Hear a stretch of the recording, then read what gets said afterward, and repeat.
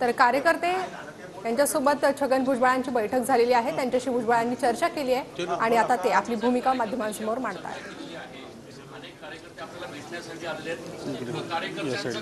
इथे इथे इथे मध्ये थोडे या साईडला नाही नाही, हे सेंटरला पाहिजे त्यांना। हो बरं ठीक, तू जरा तिकडे होत ना।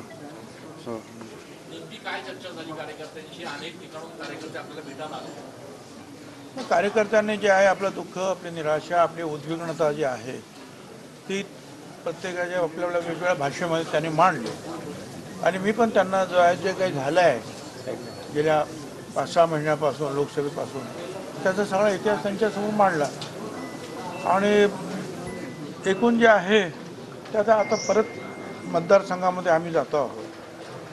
तिथे काही लोक म्हणतात त्यांच्याशी चर्चा करू। परत उद्या महाराष्ट्रातले सगळे आमचे कार्यकर्ते जे आहेत, समर्थक आहेत, ओबीसीचे लोक आहेत, समता परिषदेचे लोक आहेत, हे सगळे जे आहेत उद्या येणार आहेत। त्या सगळ्यांशी चर्चा करू, आम्ही जो विचार करू शांतपणे करू। परंतु सगळ्यांच्या मनामध्ये राग आहे, निराशा आहे।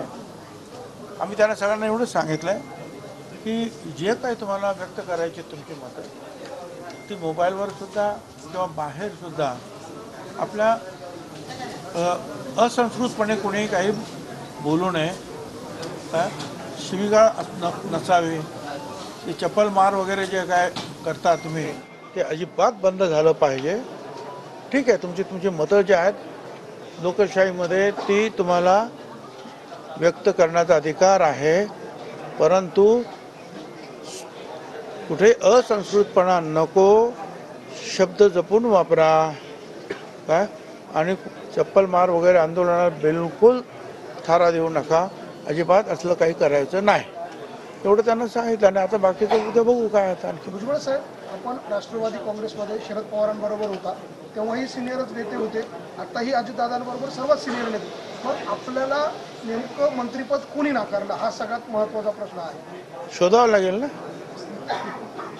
तोच तो प्रयत्न चालू आहे। कुणी नाकारलं आणि कुणी नाकारलं तरी शेवटी जे आहेत त्या पक्षाचा जो प्रमुख आहे, BJPचा प्रमुख जे आहेत तिथले सरकारमधले ते देवेंद्र फडणवीस आहेत, ते निर्णय घेतात। शिंदे गटाचे जे प्रमुख आहेत ते शिंदे साहेब आहेत, ते त्यांच्या गटाचा निर्णय घेतात। आणि बाकीचं काही असलं तरी आमच्या गटाचे जे प्रमुख आहेत अजित पवार ते त्यांचा निर्णय घेत असतात। बाकी काय सगळे सांगत असतात प्रत्येकालाच मंत्रिपद पाहिजे असतं।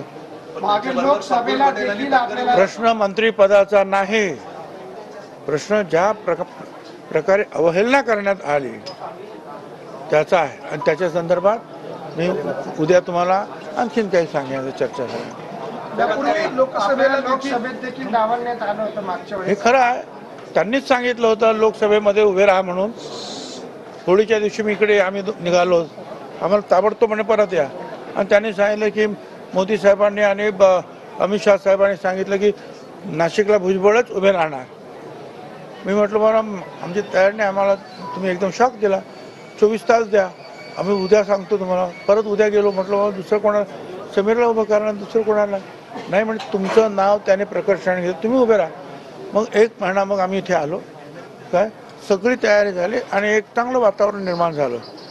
अर्थात एक तर सर्व समाजाचे, मग दलित, मुस्लिम, आदिवासी, ओबीसी, काय अगदी ब्राह्मण समाजाचे लोकसुद्धा येऊन भेटून, आणि विशेषतः ज्यांना नाशिकच्या डेव्हलपमेंटमध्ये रस आहे ते सगळे जी मंडळी जी आहेत ती येऊन गेली की तुम्ही बरं झालं, आम्ही तुमच्या पाठीमागे उभं राहणार, आता नाशिकचे पाऊल आणखीन एक पाऊल पुढं पडेल।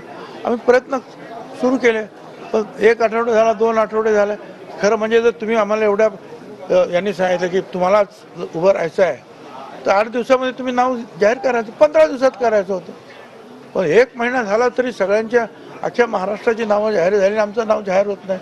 मग मी म्हटलं ठीक आहे, आता माघार घेतो, कारण मी अशा प्रकारचे जे आहे आस लावून डोळे लावून बसणार नाही तुमच्या तिकिटासाठी।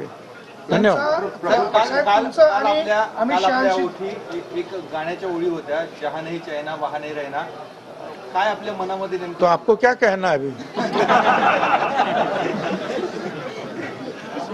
जो सही है तो कह दिया हो हो साहेब और क्या करना.